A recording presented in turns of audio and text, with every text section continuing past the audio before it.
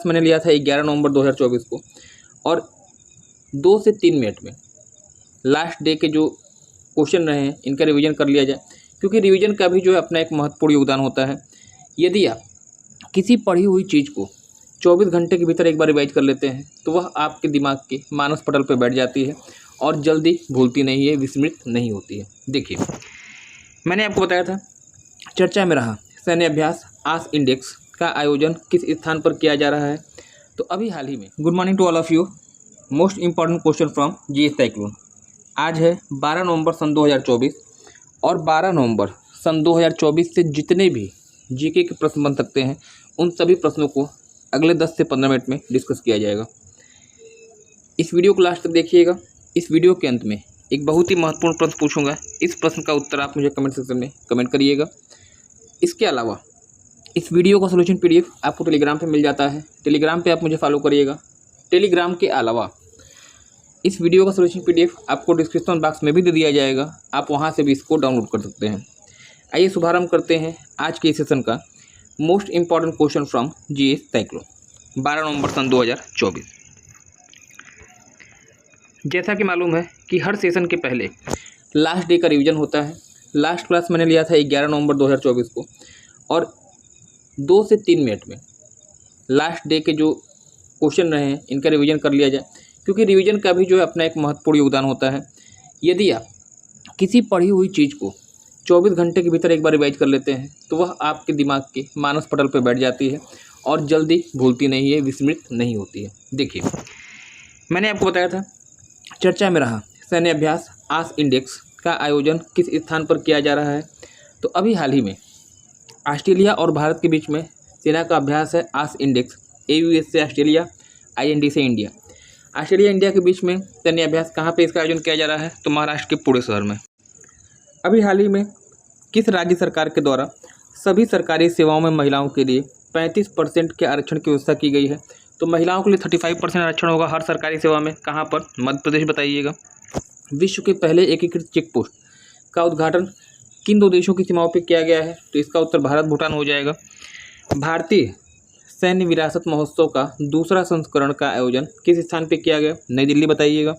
अभी हाल ही में किस स्थान पर PV सिंधु बैडमिंटन केंद्र की आधारशिला रखी गई है, तो इसका उत्तर क्या हो जाएगा, विशाखापट्टनम। इसके अलावा इंडिया की परोपकार सूची जारी हुई है 2024 में। इस सूची में किस व्यक्ति को प्रथम स्थान प्राप्त हुआ है, तो शिव नादर हुसैन बताइएगा। अभी हाल ही में किस तिथि को विश्व रेडियोग्राफी दिवस मनाया गया, तो 8 नवंबर को।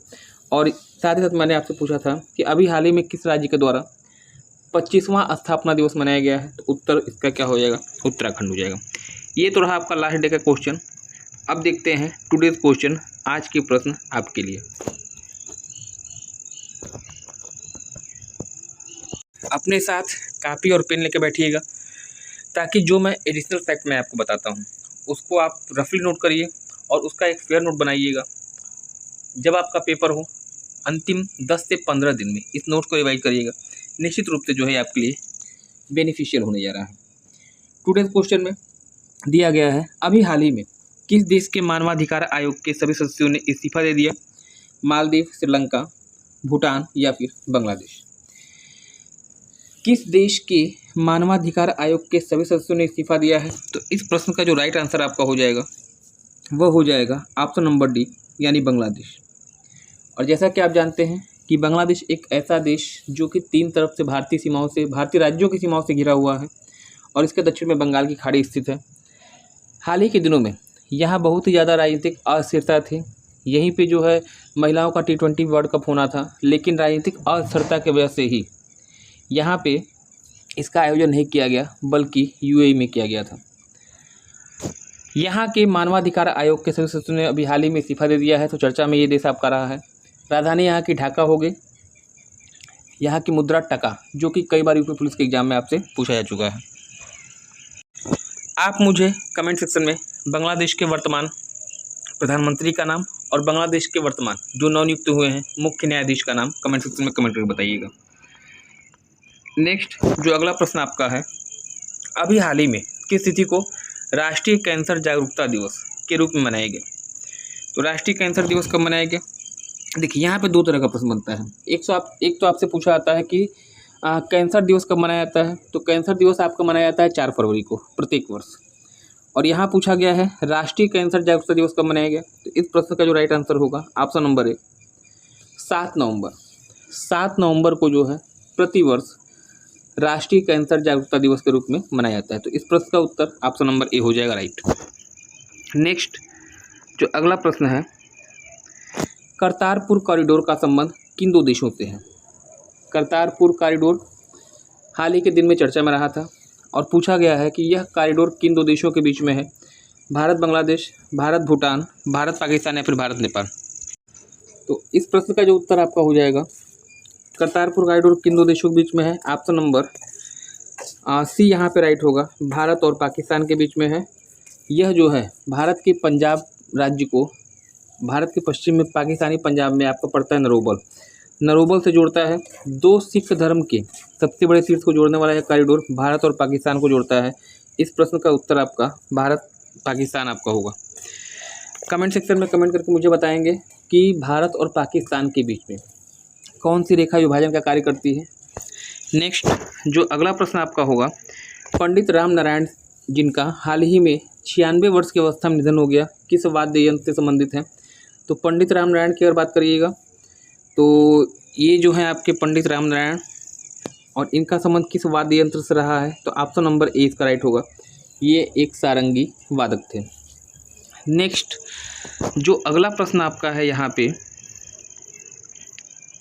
देखिए, अभी हाल ही में किसे फिक्की का नया अध्यक्ष चुना गया। FICCI फिक्की का नया अध्यक्ष कौन है। ये हैं आपके हर्षवर्धन अग्रवाल और हर्षवर्धन अग्रवाल को हाल ही में फिक्की का नया अध्यक्ष बनाया गया है। आप मुझे कमेंट सेक्शन में कमेंट करके बताइएगा कि फिक्की का फुल फॉर्म क्या होता है। फिक्की का फुल फॉर्म कमेंट सेक्शन में कमेंट करेंगे। नेक्स्ट जो अगला प्रश्न आपका यहाँ पे होगा, अभी हाल ही में कौन सा राज्य एक समर्पित सेमी कंडक्टर नीति लागू करने वाला देश का पहला राज्य बना है। उत्तर प्रदेश, मध्य प्रदेश, कर्नाटक या फिर गुजरात। इस प्रश्न का जो राइट आंसर है देखिए, पहला सेमी कंडक्टर नीति लागू करने वाला राज्य कौन है। तो ऑप्शन नंबर डी यानी गुजरात इसका राइट आंसर होगा। भारत का सबसे पश्चिमी राज्य है और इसी राज्य में भारत का सबसे पश्चिमी बिंदु गौर माता या गुहार मोती है जो 68 डिग्री 7 मिनट पूर्वी देशांतर पर स्थित है। राजधानी यहाँ की गांधीनगर है और यहीं पे आपका अहमदाबाद शहर जिसे पूर्व का या भारत का मैनचेस्टर भी कहा जाता है। कमेंट सेक्शन में कमेंट करके आप मुझे बताइएगा कि गुजरात के वर्तमान राज्यपाल और गुजरात के वर्तमान मुख्यमंत्री कौन है। चलिए नेक्स्ट, इस सेशन का लगभग आधा रास्ता हम लोगों ने यहाँ पे तय कर लिया है। इस वीडियो सोल्यूशन PDF आपको टेलीग्राम पे मिल जाता है, टेलीग्राम पे मुझे फॉलो करिएगा। इसके अलावा इसका PDF आपको डिस्क्रिप्शन बॉक्स से मिल जाएगा, आप वहाँ भी मुझे फॉलो कर सकते हैं, वहाँ से भी आप इसको डाउनलोड कर सकते हैं।